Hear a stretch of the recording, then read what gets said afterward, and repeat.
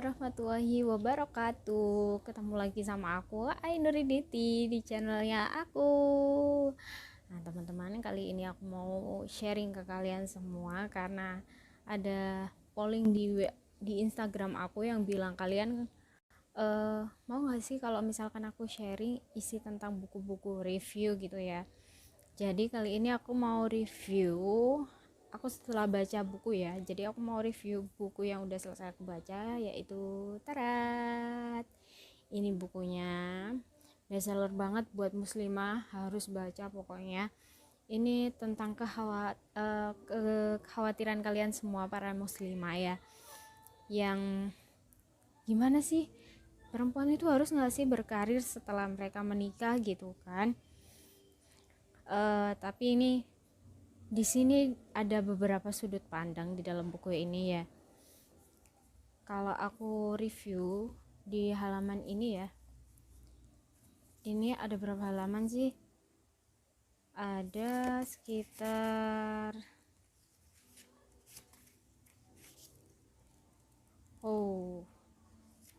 ternyata di sini halamannya nggak ketara teman-teman, karena di sini bukunya ternyata nggak asli teman-teman. Aku dapatnya ya, ini ada 178 halaman. Aku malu buat liatin, jadi aku liatin depannya aja ya. Tapi yang pasti depannya full color dan ini nggak menjemuhkan banget teman-teman. Kalian bisa lihat kan dari sini. Di sini belakangnya dia biasanya kalau seandainya kalian baca novel, di situ emang bener-bener tulisan semua ya. Jadi kalau di sini bedanya dia kayak komik gitu, semi komik gitu ya. Tapi di dalamnya juga bercerita tentang ilmu-ilmu yang gak kalah bagus gitu buat muslimah semuanya. Nah, pasti kalian udah penasaran kan? Aku akan membuka. Tapi dari aku lihatnya ini gimana nih teman-teman? Menurut kalian menarik gak sih buat kalian buat dibaca? Kalau buat aku sih menarik sih ya. Karena di sini gak full color, tapi dia emang bener-bener menarik aja ya. Lihat aja di sini banyak gedung-gedung yang menunjukkan kalau misalkan kantor ya, menunjukkan kantornya di mana aja sih gitu. Nah, kalau di sini emang bener komik banget nih. Tuh. Kan bisa lihat kan? Nah, aku langsung aja nih review. Jadi di dalam ini ada beberapa hal yang disampaikan. Yang pertama itu, aku mau bahas dulu. Ini dari Felix Xiao ya, tapi dia kayaknya collab sama tim Hijab Alila. Jadi di sini kayaknya yang bikin si Umu Alilanya. Makanya di sini di belakang itu ada kayak motonya Umu Alila gitu. Terus juga di sini dibilang kalau seandainya ada beberapa pandangan gitu teman-teman tentang sebenarnya wajib nggak sih muslimah itu di dalam Islam, ya di dalam sekarang inilah ya. Karena di sini kalian pernah tahu nggak sih teman-teman tentang feminisme?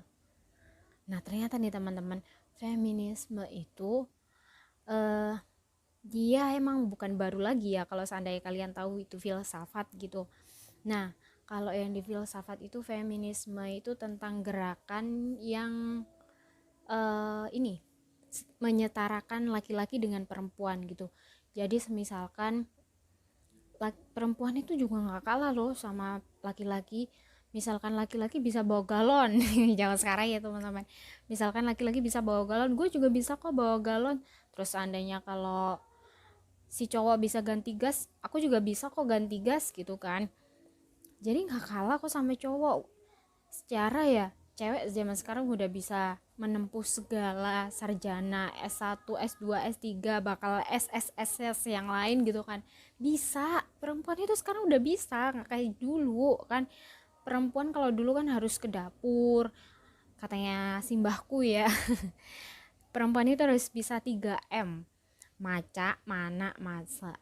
Tapi enggak zaman sekarang teman-teman, mereka udah open minded banget gitu kan.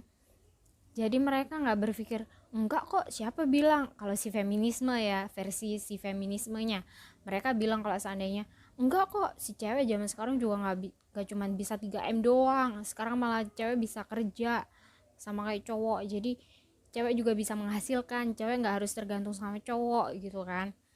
Nah kalau yang di sini teman-teman, di sini itu dulu kenapa kok ada feminisme gitu ya, di sini juga ada dikasih pandangan beberapa ini ya. Kalau aku bisa jabarin ke teman-teman kalian, di sini itu ada dari Eropa, dari Yunani, Romawi, India gitu teman-teman. Jadi dulu itu wanita di zaman Yunani itu dibilang kuno teman-teman. Yang paling populernya itu latar belakangnya wanita dari kalangan elit diperlakukan selayaknya tahanan gitu kan, kasihan banget ya teman-teman. Terus kalau seandainya Yunani dulu zaman-zaman mungkin aku belum lahir ya teman-teman dan mungkin kalian yang nonton juga pada belum lahir atau kalian masih newbie gitu ya, masih young gitu. Dan yang Yunani itu dia bilang wanita dari kalangan bawah malah menjadi komoditi untuk diperjualbelikan. Jadi kayak kupu-kupu malam gitu ya teman-teman, biar aku lebih halus gitu bilangnya, nggak menyindir siapapun gitu. Nah kalau yang zaman Romawi nih teman-teman, wanita nggak diizinin untuk mengambil bagian dalam segala urusan. Jadi saat politik, pendidikan, terus apalagi nih teman-teman, seni, terus budaya gitu tuh nggak boleh teman-teman. Jadi emang bener-bener cewek itu harus cekrek, harus di rumah gitu ya. Nah di India zaman India nih teman-teman, setiap janda harus melakukan tradisi sati. Nah tradisi sati ini apa nih teman-teman? Tradisi membunuh dirinya sendiri sebagai bukti pengabdian terhadap suaminya.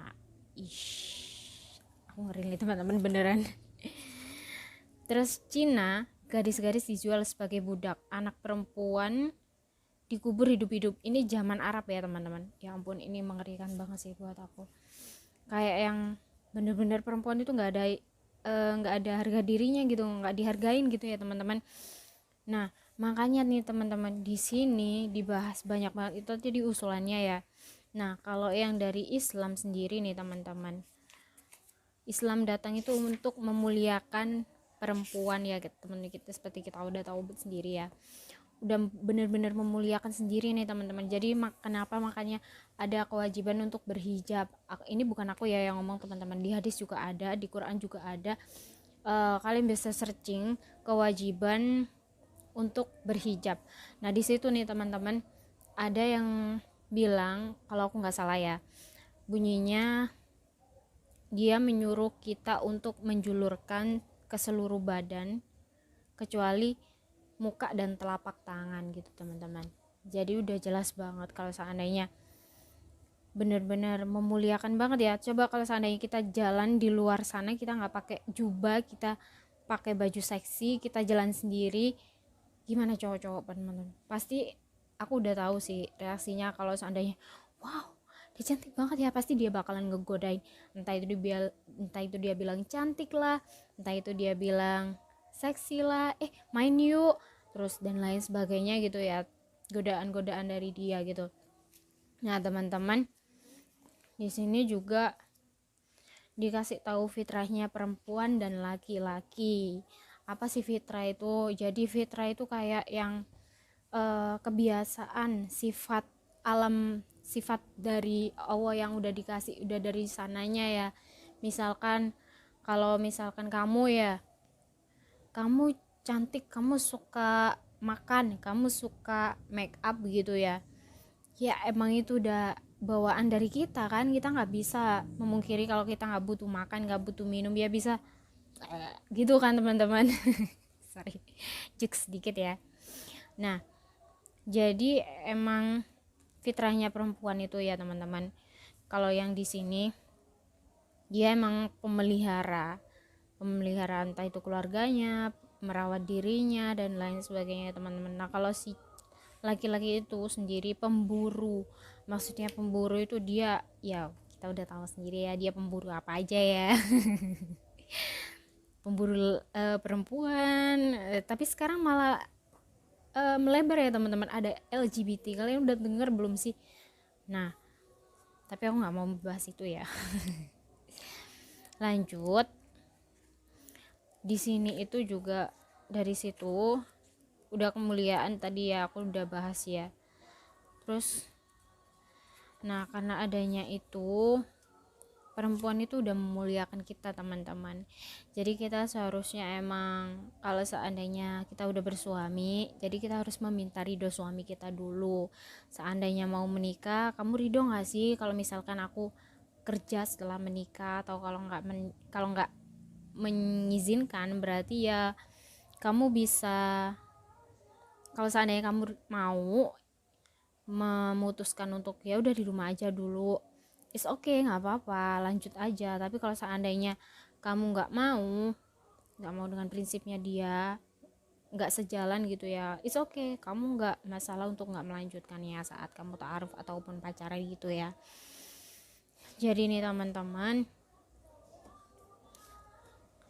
aku juga nggak mau ya bilang kalau seandainya feminisme itu buruk, tapi nggak ada salahnya kalian kerja teman-teman, untuk kalau seandainya itu untuk membantu perekonomian suami kalian atau keluarga kalian, is okay. Tapi kalau seandainya suami kalian nggak mengizinkan, ya lebih baik kalian menurut aja ya. Menurut gimana sih? Yang maksudnya ya ikutin aja.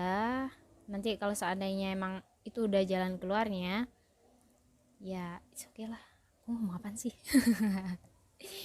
Jadi gitu ya teman-teman. Aku udah ungkapin segitu aja review dari aku, semoga bermanfaat dan see you on next my video. Wassalamualaikum warahmatullahi wabarakatuh.